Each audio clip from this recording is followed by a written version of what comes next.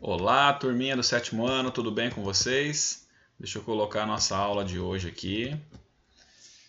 Galera, tudo bem mesmo? Então vamos lá, aula de Geografia Regional, para a gente fechar esse caderno 2 da REME, falando um pouquinho mais sobre taxa de fecundidade e como que ela se apresenta, né, no Mato Grosso do Sul e no Brasil. A aula passada nós fizemos a atividade, deixa eu voltar, 7 e 8, né? Hoje a gente finaliza fazendo atividades 9 e 10. Para a gente recapitular, na aula passada nós analisamos aqui uma tabela com as médias geométricas, né, do crescimento anual com as estimativas populares, né, entre 2002 e 2010, analisadas no Brasil, na região centro-oeste, que é a nossa região, e no estado do Mato Grosso do Sul.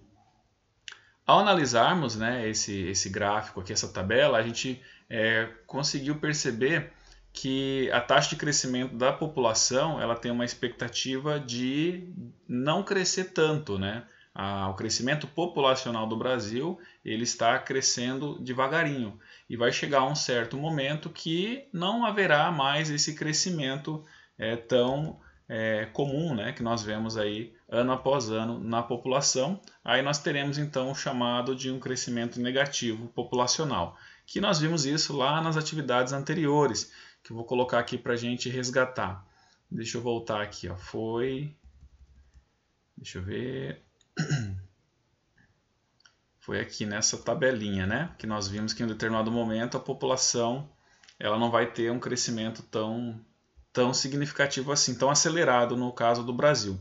E isso é devido a um fator que a gente já está estudando, né, e a gente vai continuar com ele aqui agora, relacionado à taxa de fecundidade da mulher, no caso. O que seria essa taxa da fecundidade? Ou, né, que a gente vem vendo aí, vem estudando.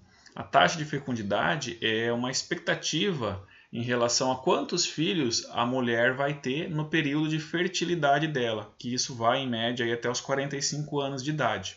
Então, se a gente analisar, no caso do Brasil, a expectativa, né, a taxa de fecundidade que a mulher brasileira tinha, né, o número médio de filhos que ela tinha nos anos 60, era de aproximadamente 6 filhos.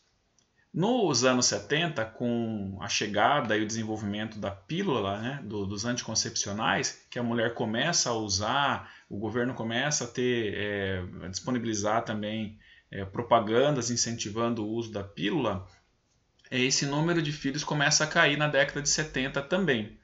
E outro fator que vai ajudar, né, o número de filhos por casal, né, no caso no Brasil, a ir diminuindo também, é a chegada da mulher ao mercado de trabalho. Então a mulher, ela pouco a pouco, ela vai se distanciando um pouco daquilo que por muito tempo foi colocado como o trabalho da mulher, que era ficar em casa, né, apenas, ser dona de casa, e a mulher consegue, então, eu já falei isso em outras aulas, através de movimentos, né, através de organizações que vão às ruas, né, pedir mais direitos para a mulher, né, para a mulher não ficar submissa ao homem. Então, é a saída da mulher ao mercado de trabalho, a conseguir emprego, a também ter uma jornada fora de casa, isso desestimula, né, obviamente, porque dá muito trabalho, ter aquele número alto de filhos que tinha na década ou nas décadas anteriores.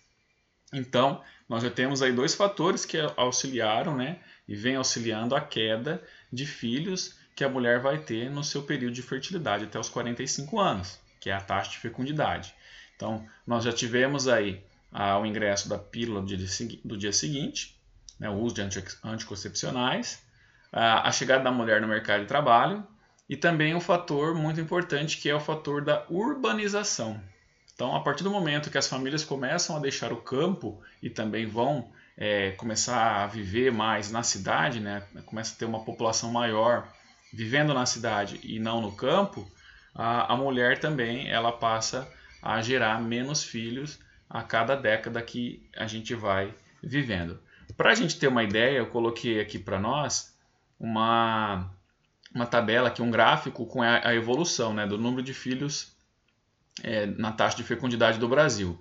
Então, lá nos anos 40, a média brasileira era de mais de 6 filhos por casal, né? Então, a mulher ela tinha no seu longo da sua vida fértil, ela tinha ali mais de 6 filhos até os 45 anos.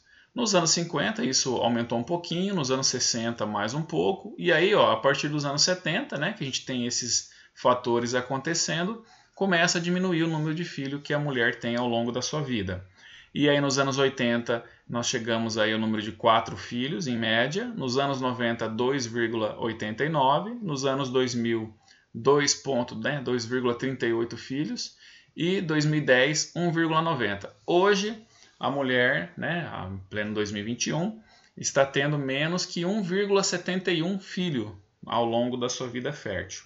E o que isso pode gerar para nós no futuro? Bom, a Organização Mundial da Saúde ela tem um estudo que diz assim, que para uma população de um determinado lugar, de um país, ou até mesmo a população mundial, não enfrente no futuro problemas de diminuição, né, da população, de falta de repor a população, né, porque a gente sabe que as pessoas nascem e elas morrem.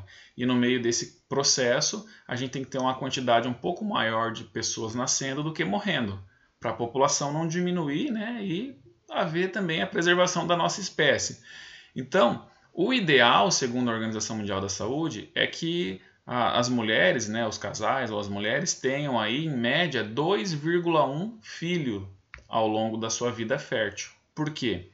Porque esses dois vão repor, né, o casal, né, no estudo deles, e esse 0,1 é a manutenção daqueles que não conseguem atingir a idade fértil, que morrem antes. Então, um dado seguro, né, para manter a taxa populacional adequada nos países ou no local do estudo é de 2,1 filho que a mulher deveria ter até a sua jornada final ali de fertilidade.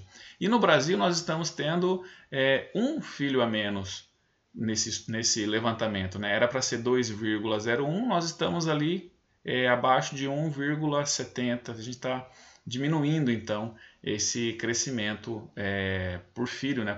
Filho por casal, ou que cada mulher está tendo. Então é um dado que isso vai refletir no futuro, né? Então a população vai se tornando cada vez mais idosa e a reposição de filhos que a mulher vai tendo é menor. Então isso a longo prazo vai gerar aquele crescimento negativo da população. Beleza? Voltando aqui para a nossa apostila, hoje atividades 9 e 10 também é com base no texto da aula passada. A aula passada nós tivemos o texto e a tabelinha, né, para vocês fazerem a atividade 8. Então voltem lá no texto da página 55, é esse texto que está aqui na tela, que era para você fazer a leitura, analisar a tabela e aí resolver as atividades 8, 9 e 10. Na aula passada, o vídeo que eu coloquei de explicação foi bem longo, se alguém tiver dificuldade, volta nele, né? Procura no grupo, e aí era para fazer só a atividade 8. E hoje, para finalizar o caderno 2, vocês farão então as atividades 9 e 10, relendo novamente o texto aí do caderno, né? Da página 55. E na aula que vem, aí eu deixo então toda a revisão, né? O gabarito das atividades para que vocês possam devolver aí o material na escola. Beleza? Pessoal, tudo de bom, continue os cuidados então, um abraço e até a próxima aula. Valeu!